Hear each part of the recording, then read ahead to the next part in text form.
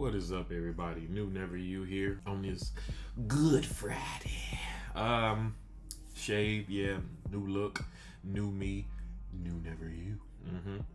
Today, I want to talk about the weight of sin, man.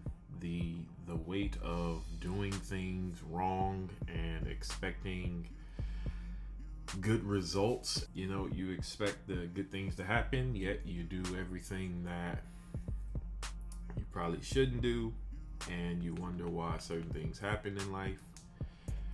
So I'm here to talk about all that and how certain things happen and why they happen. Well, I can't really say why they happen, but I can try to explain how we as a society have gotten to the point where everything is permitted, nothing is true. That's an Assassin's Creed reference if you didn't know. About, I'd say, a month and a half ago, maybe just a month. If you haven't seen the other videos, I stopped selling Yu-Gi-Oh cards. And there's a video that details why. My goal in life was always to be on my own as far as working and providing and things like that. Now, at the time where I came up with this goal, I wasn't married, I wasn't dating anybody, I wasn't doing any of that. So that obviously came as time progressed. I grew up in the church. My grandfather was a pastor on my mom's side. My grandfather was a pastor on my dad's side. My uncle's a pastor. My dad was a pastor, I guess. His brother. So it's in my bloodline to be involved in church, to know who God is, things like that. My mom was and still is a pretty huge influence in my life as far as the gospel, Jesus Christ, and my Aunt KB. That's really solidified in Jesus. So I usually go to them, my mom and my Aunt KB, when things are awry and I don't understand from a human perspective. And they always tell me the same thing. You gotta pray about it. We can't be the ones that go through this stuff for you. You have to do it yourself, and you have to be the one to pray about it. And that's difficult sometimes because as a young man growing up without a father, there's a lot of things you don't know how to do. You don't know how to pray to God as a man because you got a lot of things that's going on in your head, and you're trying to figure out, how do I come to the creator of all things with my problems? And I don't even know how to describe my problems to a human being. That's the way to sin, man. It makes you afraid to talk to your creator. It makes you afraid to condense all your issues. And, I guess you don't even have to condense them, but to just release all that pain, And this goes for everybody. You don't have to believe in God, but this is a universal feeling. We've all had problems where we feel like we couldn't tell anybody. But these problems in particular that I had, I wanted some resolution. I wanted some answers. I wanted, how can I get better? How can I be better? How can I, be a better disciple of Jesus Christ? How can I be a vessel for God? So along the way of trying to do that in my youth, my early teens to, I guess, late teens, man, I was hot, on fire for God. But the more I did, the more I realized that this stuff is blowing up in my face. People hate you for it, man. People hate you for doing what God asked you to do. And sometimes it's not even like groundbreaking stuff in a human perspective. Like, he'll just be like, hey, be nice to this person, or show this person kindness when they don't really deserve it. People hate you for that stuff, just simple stuff. So just imagine how it's gonna go when you're doing like big things. And I guess I shouldn't say people, because in Ephesians, 6:10 through 12, it says, "Finally, my brethren, be strong in the Lord and in the power of his might. Put on the whole armor of God, that you may be able to stand against the wiles of the devil. For we do not wrestle against flesh and blood, but against principalities, against powers, against the rulers of the darkness of this age, against spiritual hosts of wickedness in the heavenly places." So, I mean, what that's basically saying is, a lot of this stuff that you encounter is really demons using people to get at you, to try to get you away from God. The weight of that sin is that anger, that hatred. Satan hates us because of what he did, and he can't be in heaven anymore. So he has to drag as many people to the pit with him, as many as he can. And unfortunately, that's his goal. And he's using people and his demons to, get at us, to make you want to quit when you're doing good, make you want to quit when when all things are going terrible, when you've been trying to do your best, trying to move forward, push forward. There's just so many things that you want to do. You want to help people, and then people just make you not want to do anything for them. And there's another verse that I found for today that kind of leads to why that's happening more now than maybe I'd say 10 years ago. And that's 2 Timothy chapter 4, verse 3-5. "For the time will come when they will not endure sound doctrine, but according to their own desires, because they have itching ears, they will heap up themselves teachers, and they will turn their ears away from the truth and be turned aside to fables. But you be watchful in all things, endure afflictions, do the work of evangelists, fulfill your ministry." So it's not you, it's what's in you, the Holy Spirit.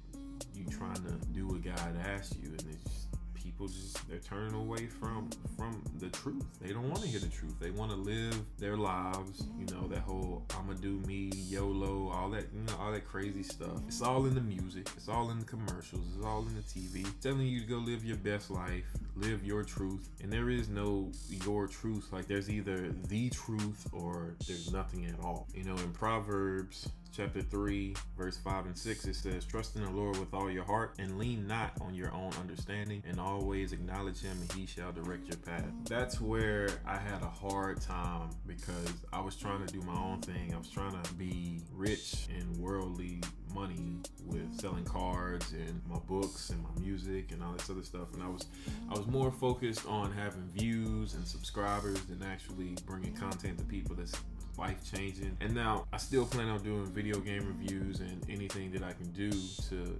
provide entertainment, but I also want to give that truth while I'm doing it, because the same way that there's gonna be little hints of evil everywhere, like, I can use that to do some good, if that makes sense. I don't want to be the person that's indulging in evil just to indulge in evil.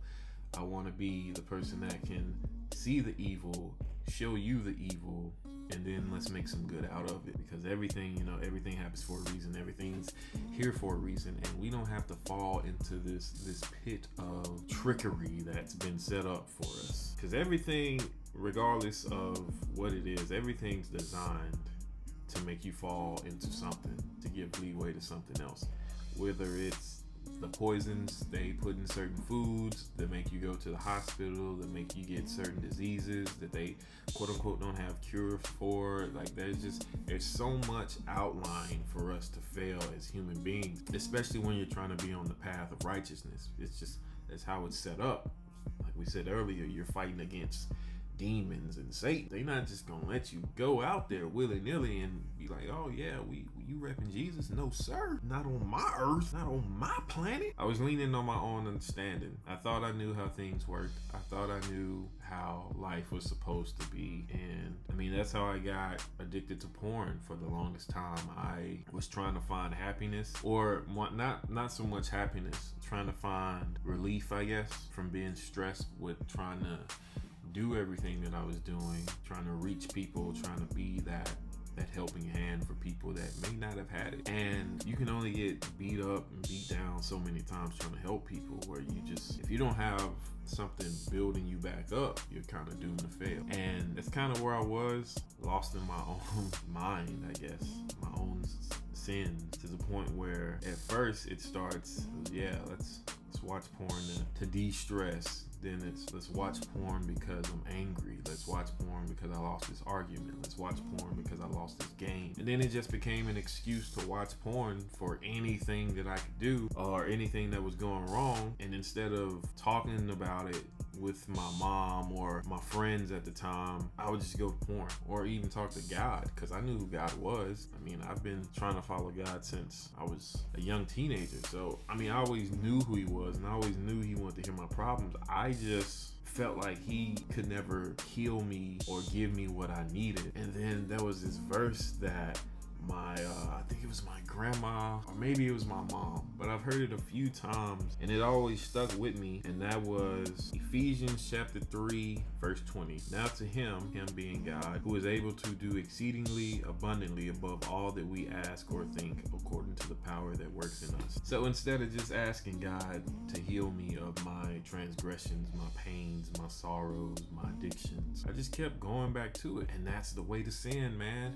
It's designed to make you want to keep going back because you think to yourself, well, this will be the last time. And then porn gave into alcohol, and I was pretty heavy in alcohol for a little bit. And then I got rebellious. I mean, I was already old enough to make my own decisions, but it was just things where I should have paid attention to and I didn't. And I just got hardened in my heart, and I was just so full of anger and hatred, and all that just starts to wear and tear on you, on your inside, on your soul. And like I told you earlier this week, they coming for your soul. And when I said they, I was speaking of the demons. And people call demons different names. They call them Anubis, Zeus, Odin, Shiva, ghost, spirits. It's all the same thing. It's the same as you calling a seat a chair. Like, just because it's a different name or whatever, like the thing represents the same thing. And then you got Psalm 23 that tells you that the Lord is our shepherd and we shouldn't want. And that's kind of hard not to do, right? Not to want things. And it's not saying that don't want things, period. But like social media, you see celebrities with these Lamborghinis, these billion dollar houses. You get kind of jealous because you're looking at your paycheck versus the talent they may or may not have and the poison they may be spilling to people. Like, man, I'm trying to do right and I'm not getting anywhere. But you are. Now, your riches may not come here on earth, but as long as you're doing what you're supposed to do for the right reasons for the Lord, all that comes to you. And that's easier said than done. Trust me, I know. But also, we don't do it for the gifts, for the rewards. We do it for the feeling and knowing that we're keeping somebody away from pain and suffering,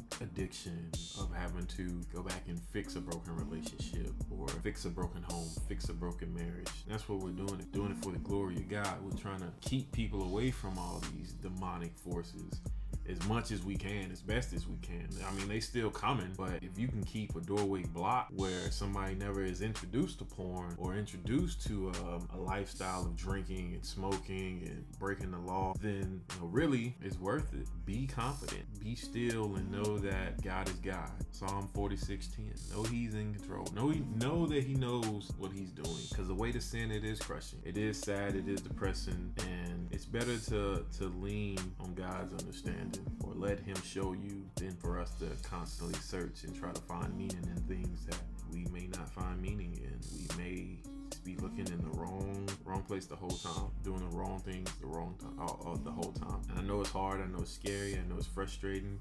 You'll be okay. And the way to sin, like I said, it is crushing. But He that endures to the end. I just want to say, everybody, keep your head up. Do some research on Easter. I might make a video about that for next week. The word itself is not what you think it is. The practice itself is not what you think it is. More so, the Passover is what we're celebrating, the resurrection. Yeah, I got some videos coming, got some stuff coming. Just stay up, stay woke, stay paying attention. I'm gonna be here to do my best to give you as much information on things that I find, things that I notice, things that are revealed to me as I'm led to. And we're gonna get through this together. And I am new, never you. And if you didn't know,